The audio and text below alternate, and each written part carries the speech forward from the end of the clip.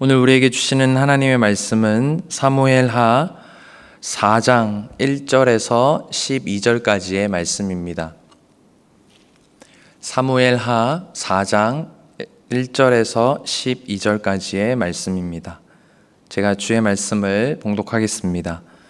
사울의 아들 이스보셋은 아브넬이 헤브론에서 죽었다 함을 듣고 손에 맥이 풀렸고 온 이스라엘이 놀라니라.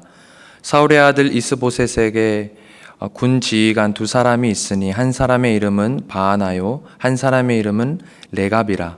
베냐민 족속 브에롯 사람 림몬의 아들들이더라. 브에롯도 베냐민 지파에 속하였으니 일찍이 브에롯 사람들이 깃다임으로 도망하여 오늘까지 거기에 우거함이더라. 사울의 아들 요나단에게 다리 저는 아들 하나가 있었으니 이름은 무비보셋이라. 전에 사울과 요나단이 죽은 소식이 이스라엘에서 올 때에 그의 나이가 5살이었는데 그 유모가 안고 도망할 때 급히 도망하다가 아이가 떨어져 절게 되었더라. 브에롯 사람 림몬의 아들 레갑과 바하나가 길을 떠나 볕이 쬐 때쯤에 이스보셋의 집에 이르니 마침 그가 침상에서 낮잠을 자는지라. 레갑과 그의 형제 바하나가 밀을 가지러 온 채 하고 집 가운데로 들어가서 그의 배를 찌르고 도망하였더라. 그들이 집에 들어가니 이스보셋이 침실에서 침상 위에 누워 있는지라. 그를 쳐 죽이고 목을 베어 그의 머리를 가지고 밤새도록 아라바 길로 가 헤브론에 이르러 다윗 왕에게 이스보셋의 머리를 들이며 아뢰되 왕의 생명을 해하려 하던 원수 사울의 아들 이스보셋의 머리가 여기 있나이다. 여호와께서 오늘 우리 주 되신 왕의 원수를 사울과 그의 자손에게 갚으셨나이다 하니 다윗이 에브롯 사람 림몬의 아들 레갑과 그의 형제 바하나에게 대답하여 그들에게 이르되 내 생명을 여러 환난 가운데서 건지신 여호와께서 살아계심을 두고 맹세하노니 전에 사람이 내게 알리기를 보라 사울이 죽었다 하며 그가 좋은 소식을 전하는 줄로 생각하였어도 내가 그를 잡아 시글락에서 죽여서 그것을 그 소식을 전한 가품으로 삼았거든. 하물며 악인이 의인을 그의 침상 위에서 죽인 것이겠느냐. 그런즉 내가 악인의 피 흘린 죄를 너희에게 갚아서 너희를 이 땅에서 없이 하지 아니하겠느냐 하고 청년들에게 명령하매 곧 그들을 죽이고 수족을 베어 헤브론 목가에 매달고 이스보셋의 머리를 가져다가 헤브론에서 아브넬의 무덤에 매장하였더라. 아멘. 우리가 누군가에게 아부를 한다고 하죠. 기분을 좋게 하려고 할 때는 그 사람에 대해서 잘 알고 있어야 할 것입니다. 그 사람이 좋아하는 것이 무엇이고 또 그 사람이 싫어하는 것이 무엇인가를 잘 알고 있어야 하지만 그가 기뻐하는 것을 해서 그 사람의 마음을 내 편으로 만들 수 있기 때문입니다. 만약에 그 사람에 대해서 잘 알지 못하면 어떻게 될까요? 이거면 좋아할 것이다 라고 생각한 것이 자기 마음대로 생각하여서 행동했다가는 오히려 역효과가 나는 것을 볼 수가 있습니다. 오늘 본문에 보면 다윗이 어떠한 사람인가를 알지 못한 다윗의 환심을 사려고 하다가 오히려 죽임을 당한 두 형제가 나옵니다. 레갑과 바하나인데요. 이들은 이스보셋이 낮잠을 자는 틈을 이용해서 이스보셋을 죽이고 이스보셋의 목을 베어서 다윗에게로 가져갑니다. 마치 사무엘하 1장에 다윗에게 자신이 사울을 죽였노라고 말한 아멜렉 사람과 비슷합니다. 이 아멜렉 사람과 오늘 본문에 나타난 이 두 형제가 이렇게 다윗에게 자랑스럽게 말하는 이유가 동일하다고 볼 수가 있습니다. 다윗의 환심을 사서 자신들의 그런 미래에 대해서 안락을 꾀하고자 하는 것이 그들의 이유였습니다. 그리고 이들의 결말은 죽음으로 끝났다는 사실도 우리가 기억해야 할 부분입니다. 오늘 본문 8절에 보면 그들의 행한 일이 여호와께서 자신들을 통해서 다윗의 원수를 갚은 것이라고까지 이야기를 합니다. 사울을 죽인 자는 그냥 사울을 죽였다고만 말했지만 레갑과 바하나는 자신들의 행위를 마치 하나님의 뜻 가운데 이렇게 포장을 해서 말을 하였던 것이지요. 그들이 진짜 이스보셋을 죽인 이유가 무엇입니까? 더 이상 자신들이 믿고 있었던, 따르고 있었던 그 사람이 다 희망이 없다라는 것을 발견했기 때문입니다. 이스라엘에 참으로 힘이 있었던 중심 인물이었던 아브넬이 살해당하는 것을 보고 참으로 사람들은 이스라엘에 대해 위기감을 느꼈을 것입니다. 그래서 레갑과 바하나는 이스보셋을 죽이고 다윗에게 가면 환대를 받고 그곳에서 편히 살 수 있을 것이라고 생각하고는 이스보셋을 죽인 것이겠지요. 그러나 돌아온 것은 바로 다윗의 분노와 죽음뿐이었습니다. 이것이 바로 그들이 다윗이 어떠한 사람인지 잘 모르고 다윗이 무엇을 좋아하는지 무엇을 싫어하는지에 대해서 무지했던 결과가 아닌가 싶습니다. 본문에서 중요한 것은 이 레갑과 바하나가 죽었다라는 사실이 아닙니다. 그보다 더 중요한 것은 우리에게 다윗이 누구인가를 몰랐고 또 다윗이 통치하는 나라가 어떤 나라인가를 알지 못했던 이 두 형제의 모습을 통해서 우리의 모습을 되돌아보라는 것입니다. 다윗이 비록 사울에 의해 쫓겨다니면서 많은 고생을 하였지만 사울을 미워하지 않았음을 우리는 알고 있습니다. 사울이 하나님께 기름 부음을 받은 사람인 것을 잊지 않았으며 모든 것에 하나님을 기준으로 삼고 행동하고 생각했습니다. 그래서 사울을 2번씩이나 살려준 것이 아니겠습니까?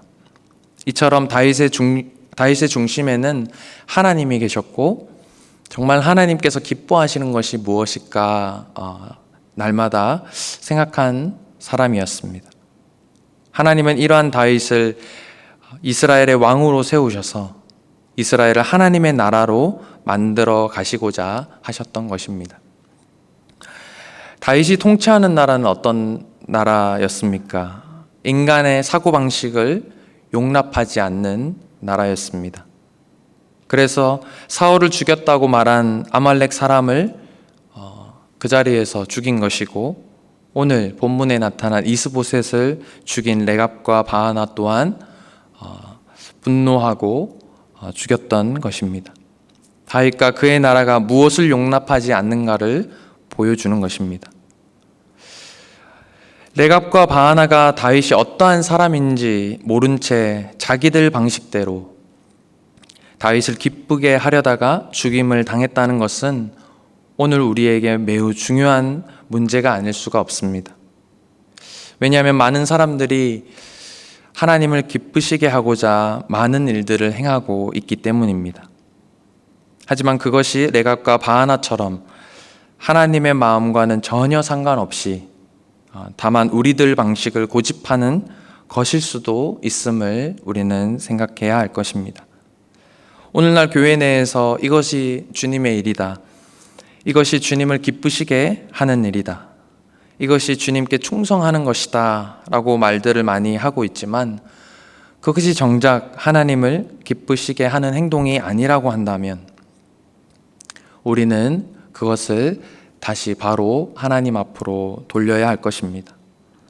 가령 예를 들어서 교회에서 말하는 대로 우리가 모이기를 힘써야 한다고 하지만 우리가 정작 모이는 이유를 모른다고 한다면 그 모임은 하나님께서 기뻐하는 모임이 될 수가 없을 것입니다. 레갑과 바하나가 이스보셋의 목을 들고 또 다윗에게로 간 것은 많은 사람들이 어떤 마음과 어떤 목적으로 예수님께 찾아오는가를 그대로 보여주고 있습니다.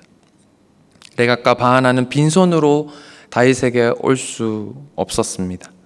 자신들의 앞날을 위해서 다윗의 마음에 들어야 하는 입장이었기 때문입니다. 그래서 다윗이 좋아할 만한 것을 생각했던 것인데 그것이 바로 이스보셋의 목이었습니다. 오늘날 사람들이 예수님께 나올 때 무엇을 들고 나옵니까? 예수님이 기뻐할 만한 것을 들고 가면 그에 대한 보답을 해줄 것이라는 그런 기대감을 가지고 또 예수님을 찾는 것이 아닐까. 그것이 바로 예수님이 누군지를 모르는 행동이지 않을까 생각해 봅니다. 레갑과 바하나가 생각하는 다윗과 또 하나님이 세우신 이 다윗이 전혀 달랐던 것처럼 우리가 생각하는 예수님과 하나님의 아들로 이 세상에 오신 예수님이 다르다라는 것을 우리는 알아야 할 것입니다. 이처럼 나의 생각과 다른 예수님을 만남으로써 기존의 나의 생각이 철저히 깨져야만 참된 복음이 무엇인지를 우리는 이해할 수 있습니다. 여러분은 어떤 사람을 신앙이 좋은 사람이라고 생각하십니까? 모든 것을 교회와 연관시켜서 판단하고 있지는 않습니까? 교회 일에 그냥 열심이면 신앙이 좋게 보이지 않으십니까?